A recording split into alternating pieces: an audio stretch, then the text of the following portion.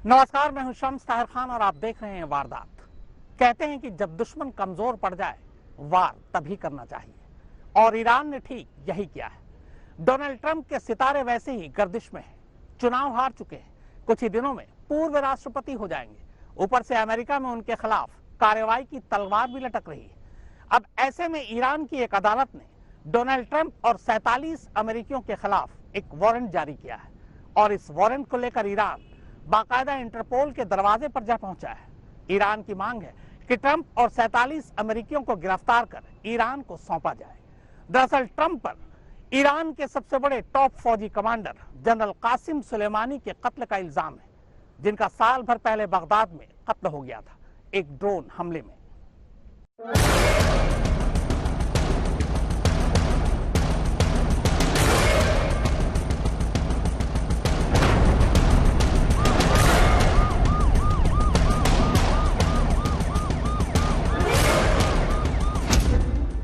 2-3 जनवरी 2020 की वो रात ईरान कभी नहीं भूल सकता, क्योंकि यही वो रात थी जब ईरान के सबसे एलीट माने जाने वाली कुद्दुस फोर्स के commander major general Qasem Soleimani और मोबिलाइजेशन फोर्स के deputy commander Abu Mahdi al Muhandis को अमेरिका ने एक साथ एक ड्रोन हमले में मार गिराया था।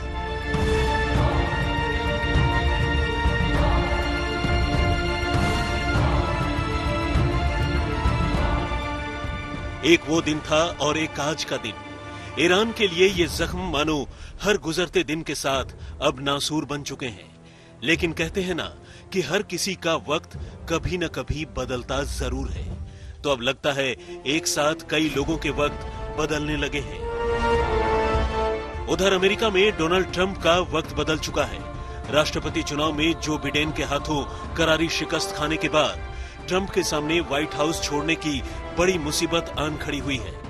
और इधर ईरान ने भी अपने दुश्मन नंबर 1 डोनाल्ड ट्रंप के कमजोर वक्त को भांपकर उन पर करारा वार किया है। जी हां, ईरान ने अमेरिकी राष्ट्रपति डोनाल्ड ट्रंप के खिलाफ सीधे इंटरनेशनल एजेंसी इंटरपोल से कार्रवाई की मांग की है, क्योंकि इराक की राजधानी बगदाद में हुए उस अमेरिकी हमले को लेकर अब इराक की अदालत ने सीधे अमेरिकी राष्ट्रपति डोनाल्ड ट्रंप के खिलाफ गिरफ्तारी का वारंट जारी कर दिया है।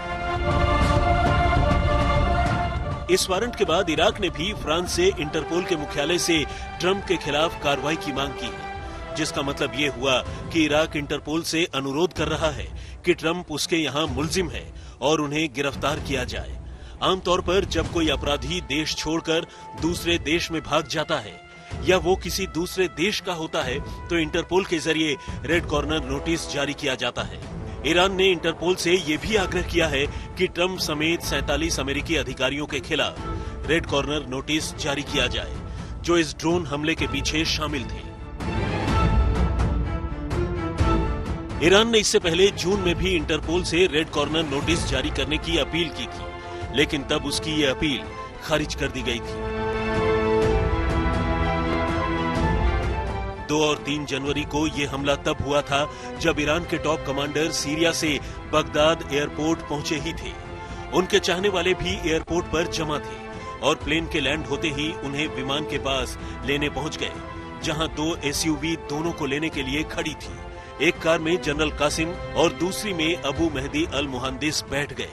जैसे ही दोनों की कार एयरपोर्ट से बाहर निकली, वैसे ही रात के अंधेरे में अमेरिकी MQ-9 ड्रोन ने उन पर एक के बाद एक कई मिसाइलें दाग दी। अमेरिका की इस एयर स्ट्राइक में मेजर जनरल कासिम सुलेमानी और अबू मेहदी अल मुहांदिस समेत 8 लोगों की मौत हो गई। हमले के फौरन बाद अमेरिकी राष्ट्रपति ने अपने ट्विटर अकाउंट से अमेरिका का झंडा ट्वीट करके इशारा दे दिया, जिसके फौरन बाद अमेरिका ने इस हमले की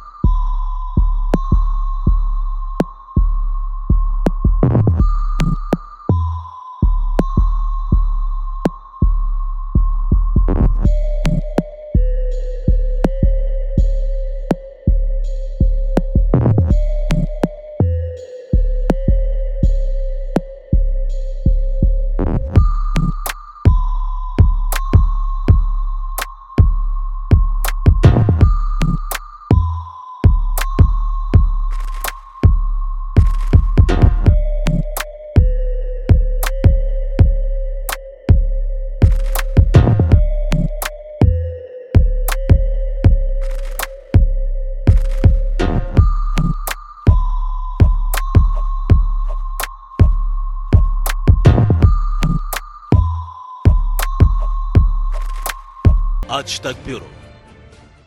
ईरान के टॉप फौजी commander general Qasem Soleimani Baghdad में थे।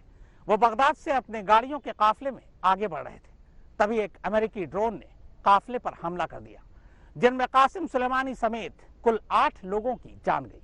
आइए देखते हैं ये पूरा ऑपरेशन कैसे हुआ था।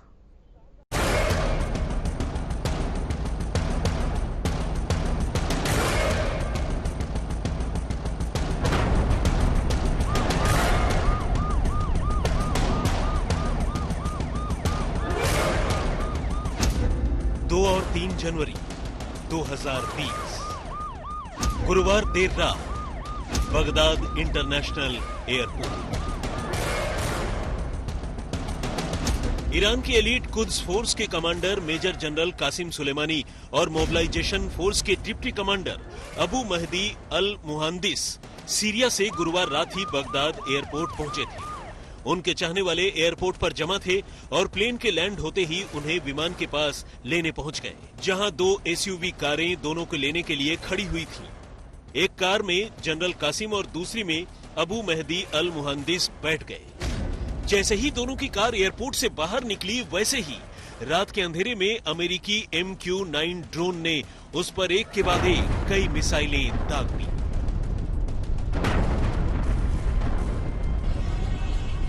अमेरिका की इस एयर स्ट्राइक में मेजर जनरल कासिम सुलेमानी और अबू महदी अल मुहांदिस समेत 8 लोगों की मौत हो गई। हमले के फौरन बाद अमेरिकी राष्ट्रपति ने अपने ट्विटर अकाउंट से अमेरिका का झंडा ट्वीट करके इशारा दे दिया, जिसके फौरन बाद अमेरिका ने इस हमले की आधिकारिक जिम्मेदारी भी ले ली। अमेरिकी राष्ट्रपति के निर्देश पर विदेश में रह रहे अमेरिकी सैन्य कर्मियों की रक्षा के लिए कासिम सुलेमानी को मारने का कदम उठाया गया है। अमेरिका ने उन्हें आतंकवादी घोषित कर रखा था। सुलेमानी कई महीनों से इराक स्थित अमेरिकी सैन्य ठिकानों पर हमलों को अंजाम देने में शामिल रहे हैं। इसके अलावा बीते हफ्ते इराक में अमेरिकी दूतावास पर हुए हमले को भी उन्होंने अपनी मंजूरी दी थी। अमेरिका के इस हमले के बाद ईरान का गुस्सा यहीं खत्म नहीं हुआ। एक के बाद एक ईरानी राष्ट्रपति और विदेश मंत्री ने अपने अपने बयान जारी करके ये साफ कर दिया कि अमेरिका ने कुद्स फोर्स के commander major general Qasem Soleimani को मारकर बारूद में चिंगारी लगा दी है और अब दुनिया ईरान का इंतकाम देखेगी। ईरान में कासिम सुलेमानी की हैसियत क्या थी, इसका अंदाजा आप इसी बात से लगा सकते हैं कि उनकी मौत की खबर आने के फौरन बाद ही अमेरिकी राष्ट्रपति डोनाल्ड ट्रंप ने अमेरिका के राष्ट्रीय झंडे की तस्वीर ट्वीट की। इतना ही नहीं, सुलेमानी को ईरान का दूसरा सबसे बड़ा ताकतवर शख्स कहा जाता था। पिछले साल जब ईरान के सुप्रीम लीडर खामेनेई ने सुलेमानी को देश के सर्वोच्च सैन्य सम्मान से नवाजा, तो सेना में उनकी बढ़ती ताकत का अंदाजा सबको हो गया था। 1979 में इस्लामिक गणराज्य ईरान की स्थापना के बाद पहली बार किसी कमांडर को यह सम्मान दिया गया। आज तक ब्यूरो। डोनाल्ड ट्रंप लगातार मुसीबत में है। जिस तरह कैपिटल हिल में बुधवार को ट्रंप समर्थकों ने हंगामा किया, उसके बाद डर यह है कि ट्रंप के खिलाफ महाभियोग चलाया जा सकता है। हालांकि डोनाल्ड ट्रंप ने यह इशारा दिया है वो खुद को माफी दे सकते हैं। अमेरिकी राष्ट्रपति के पास यह अधिकार होता है कि वो खुद को माफी दे सकता है। हालांकि इसको लेकर भी लोग ट्रंप की खिंचाई कर रहे हैं।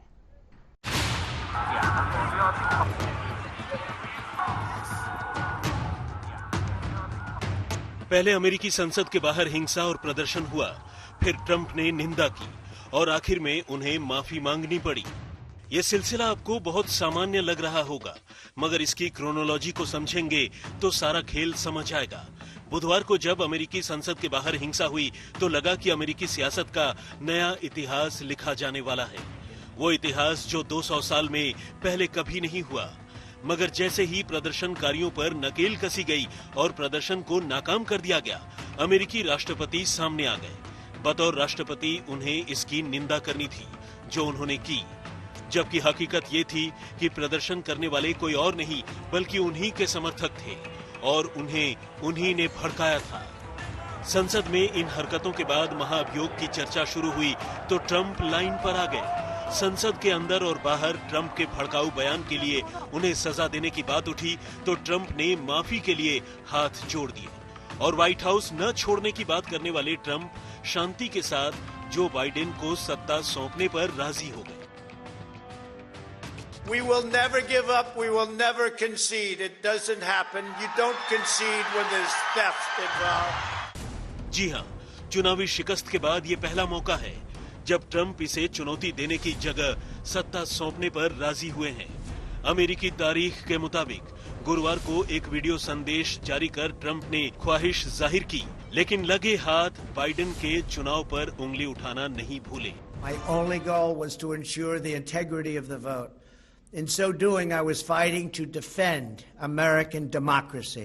I continue to strongly believe that we must reform our election laws to verify the identity and eligibility of all voters. Trump के बदले तेवर से लोग हैरान हैं, लेकिन ट्रंप के मन में क्या चल रहा है, उनका अगला दांव क्या हो सकता है, इसके बारे में अगर आप सुनेंगे तो आप भी चौंक जाएंगे। मन में सवाल उठेगा कि क्या ऐसा भी हो सकता है। दरअसल कैपिटल हिल में बुधवार को जो हिंसक विरोध प्रदर्शन हुआ, उसे देखते हुए ट्रंप पर न सिर्फ महाअभियोग की तलवार लटकी है, बल्कि इस हिंसक विरोध प्रदर्शन को लेकर उनके खिलाफ कानूनी कार्रवाई का खतरा भी पैदा हुआ है। कानूनी कार्रवाई के बढ़ते दबाव को देखते हुए ट्रंप खुद को माफ करने का दांव चलने वाले हैं। ऐसे में सवाल यह है कि अब ट्रंप का क्या होगा? क्या व्हाइट हाउस के बाद उनका नया ठिकाना जेल होगा? अच्छा कहो चाहे बुरा कहो, झूठा कहो चाहे सच्चा कहो, अच्छा कहो बुरा कहो, झूठा कहो सच्चा कहो, हमको सब भूल हमसे भूल हो गई, हमका माफी दे दो, हमसे भूल हो गई, हमका माफी दे दो।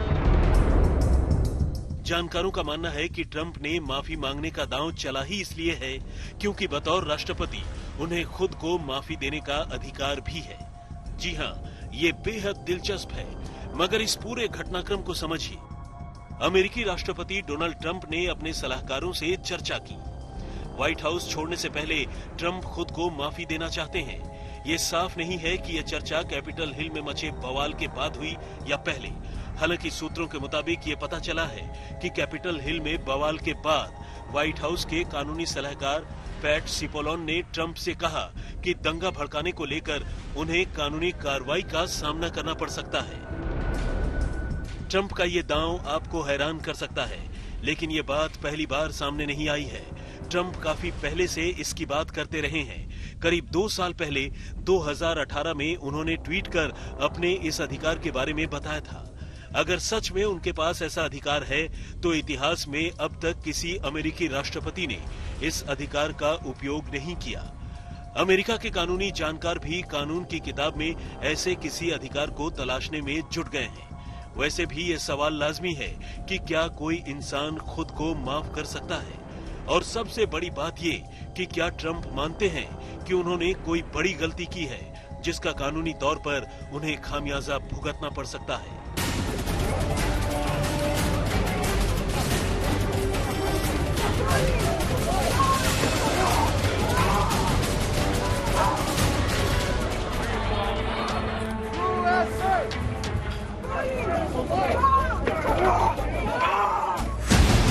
जो 200 साल में नहीं हुआ वो अब होगा।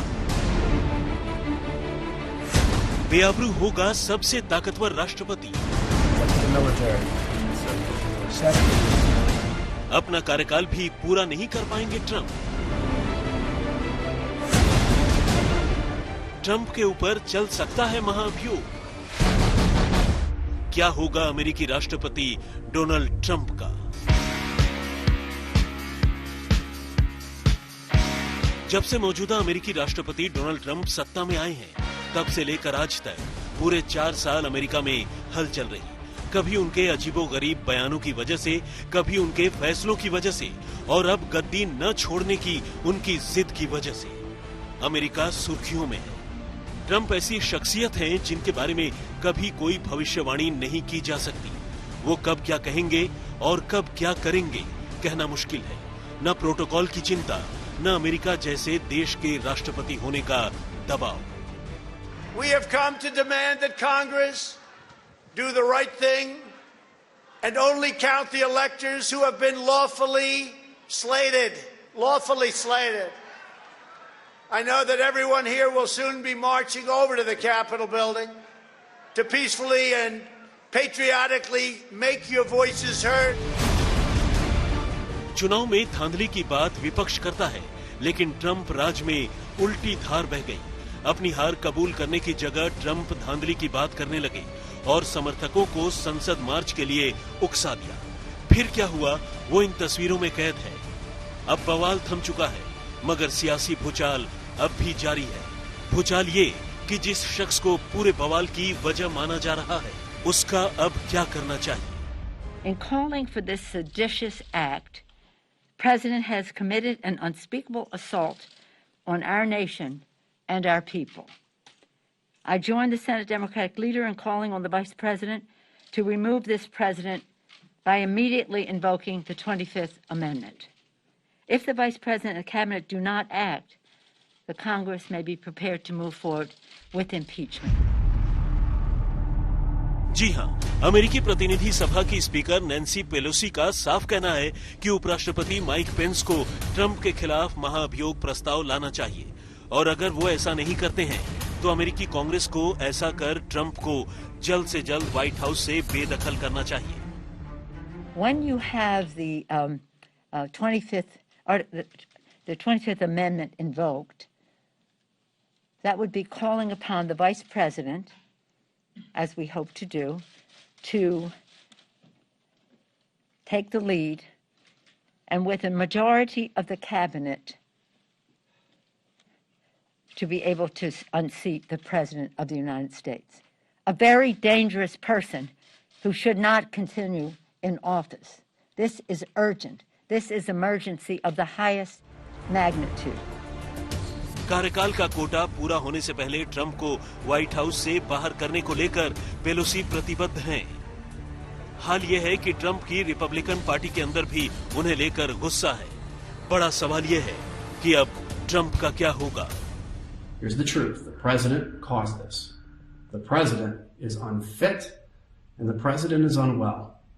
And the president must now relinquish control of the executive branch voluntarily or involuntarily. If the president objects to that, which seems like he would, then it would go to Congress to determine by a majority vote of both houses whether or not they would uphold the cabinet's vote. But given that Trump is nearing the end of his term, basically the clock would run out. जी हां, अगर 25वां संशोधन लागू कर दिया गया तो मामला सुलझने तक उपराष्ट्रपति के पास सारी जिम्मेदारी आएगी। इस पर अगर ट्रंप को आपत्ति हुई तो मामला निपटाने का जिम्मा कांग्रेस के पास आएगा। लेकिन वक्त इतना कम है क्योंकि मामला सुलझते सुलझते 20 जनवरी की तारीख नजदीक आ सकती है, यानी बाइडेन की ताजपोशी का दिन। लेकिन अगर ऐसा नहीं हुआ तो 25वां संशोधन लागू होने पर ट्रंप का बचा हुआ कार्यकाल माइक पेंस को पूरा करना होगा।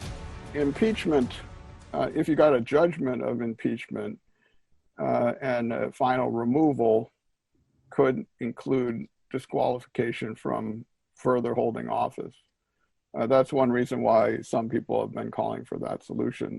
The problem is I don't see how anybody thinks you can get to that step in 13 days. खैर, लोगों की नजर इस बात पर है कि ट्रंप के नरम रुख के बाद क्या महाभियोग की बात करने वाले लोगों का रुख भी नरम होगा? क्या बचे हुए 12 दिन ट्रंप के आराम से गुजर जाएंगे? फिलहाल चीजें साफ नहीं हैं, लेकिन एक बात अब साफ हो गई है कि 20 जनवरी को जो बाइडेन की शपथ के साथ ही अमेरिका में नया दौर शुरू होगा। अमेरिकी संसद ने बाइडेन के नाम पर मुहर लगा दी है। आज तक ब्यूरो। तो वारदात में फिलहाल इतना ही, मगर आज तक पर खबरों का सिलसिला लगातार जारी है।